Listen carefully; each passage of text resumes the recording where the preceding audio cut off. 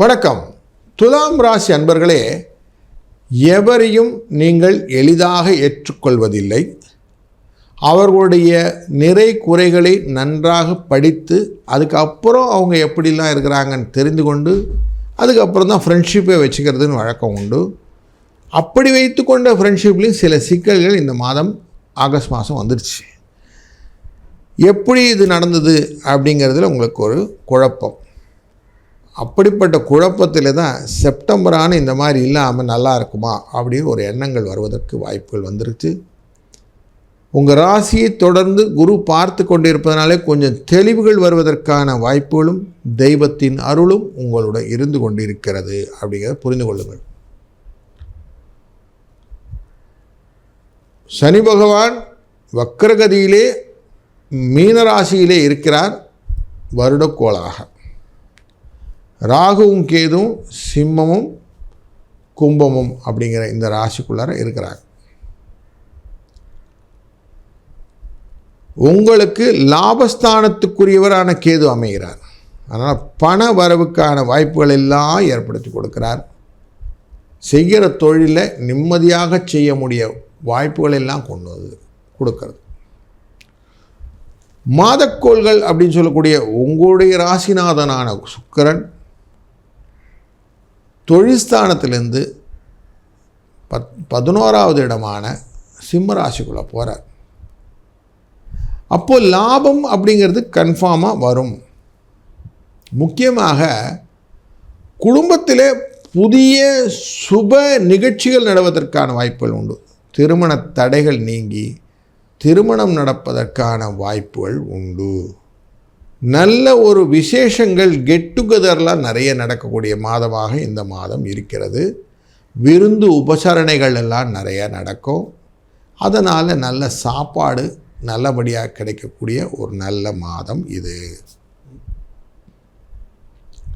ராசியின் 12ஆம் இடத்துக்குள்ளே சூரியனும் புதனும் வந்து உட்கார போகிறாங்க இந்த மாதத்தின் பிற்பகுதியான 15ஆம் தேதிக்கு மேலே.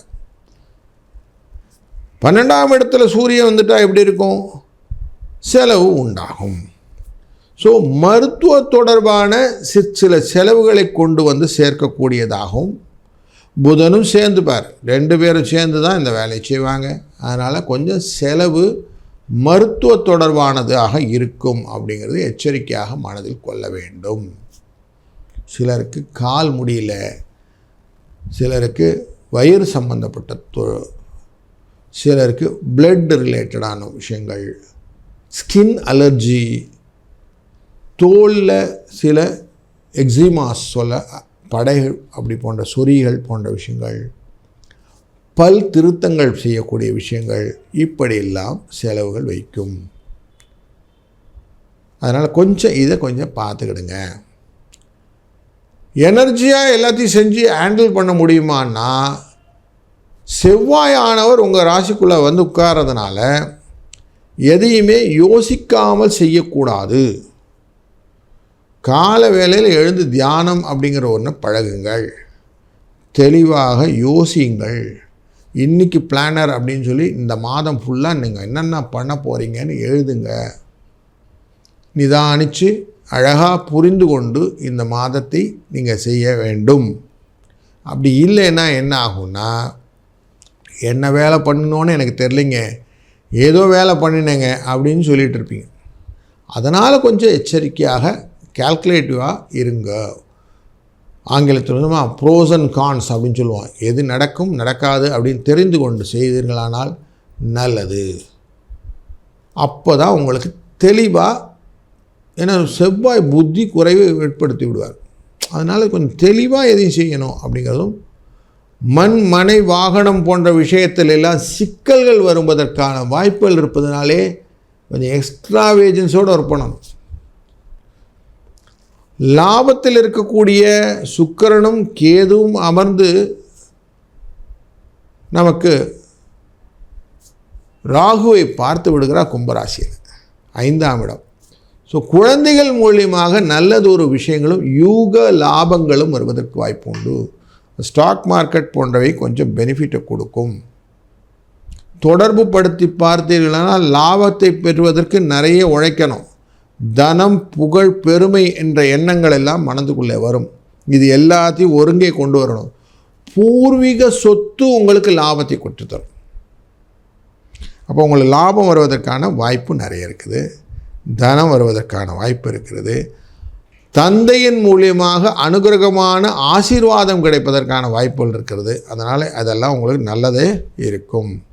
கொஞ்சம் வீடு, மனை, வாகனத்திலே கொஞ்சம் செலவும் உண்டாகும். ரெனோவேஷன், ரிப்பேரிங் ஒர்க் அப்படின்னு சொல்லுவோம். அந்த மாதிரி ஒர்க்குகளும் உண்டாகும். அதனால் அதையும் கொஞ்சம் மனதில் வைத்து கொண்டீர்களானா இந்த மாதத்தில் எல்லாம் நல்லா இருக்குன்னு அர்த்தம். கற்பனை உலகு, மீடியா ரிலேட்டட்னு சொல்லுவோம்ல, அந்த மீடியா ரிலேட்டட் இருக்கவங்களுக்கு கொஞ்சம் ரெகக்னிஷன் கிடைக்கக்கூடிய மாதம் இந்த மாதம். சிலருக்கு யோகமாக நல்ல அழுத்தமாக அவார்ட்ஸ் எல்லாம் கிடைக்கும். ஸோ நல்ல பெரிய அவார்ட்ஸ் எல்லாம் வாங்கிறதுக்கு நல்ல வாய்ப்பு. செல்வம், அன்பு, பகுத்தறிந்து தெளிந்து கொள்ளக்கூடிய ஆய்வு, அரசியலிலே ஒரு நல்ல ஒரு பொசிஷன், இப்படி நல்ல விஷயங்கள் எல்லாம் நிறைய இருக்குது. விவசாய அன்பர்களுக்கு விவசாயத்திலே ஒரு லாபம் கிடைப்பதற்கான வாய்ப்பும் இந்த மாதத்தில் இருப்பதனாலே இந்த மாதத்தை கேபிட்டலைஸ் பண்ணிக்கணும். எப்படி கேபிட்டலைஸ் பண்ணுறது? இந்த மாதம் முழுவதுமே லக்ஷ்மி தேவியை வழிபடுவது. அது யார் கூட இருக்கிறது? லக்ஷ்மி நரசிம்மருடன் இருக்கக்கூடிய தெய்வத்தை வணங்கும் போது உங்கள் வாழ்க்கையில் பெருநீளம் எப்பவுமே தொடர்ந்து பணம் வருவதற்கான வாய்ப்புகள் கிடைத்துவிடும். அதனாலே தைரியம் வரும். வெற்றி கொள்ள வேண்டிய எண்ணங்கள் உங்களுக்கு ஈடேறும். நல்லது நடக்கும். நல்லதே நடக்கட்டும். வாழ்க வளத்துடன். நண்பர்களே, இதுவரை நாம் பார்த்தது ராசிகளின் அடிப்படையிலே பலன்கள். ஒவ்வொருத்தர் ராசியிலையும் விதி, மதி, கதின்னு 3 விஷயம் இருக்குது. ராசிங்கிறது நமக்கு வெறும் சந்திரன் அடிப்படையில் பார்க்கறது.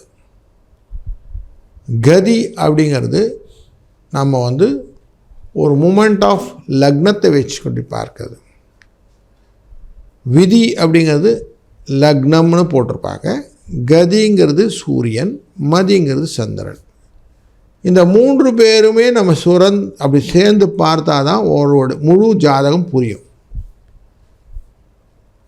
பொது பலன்களை பார்க்கும்போது பொதுவான விஷயங்கள் இருப்பதனாலே கொஞ்சம் உங்கள் ஜாதகத்தை நல்லா அனலைஸ் பண்ணி தொழிலிலோ குடும்பத்திலோ பிரச்சனைகள் இருந்தால் அதிலிருந்து நிவர்த்தி பெறுவதற்கு என்ன வழி அப்படின்னு எண்ணம் கொண்டால் அவசியம் இந்த காணொளியை பார்த்துவிட்டு எங்களை தொடர்பு கொள்ளலாம். அதற்கான பலன்கள் உங்களுக்கு சொல்லப்படும். வித்து அந்த சர்வீஸ்க்கான ஃபீஸ் வில் பி சார்ஜ்டு. வாழ்க வளத்துடன்.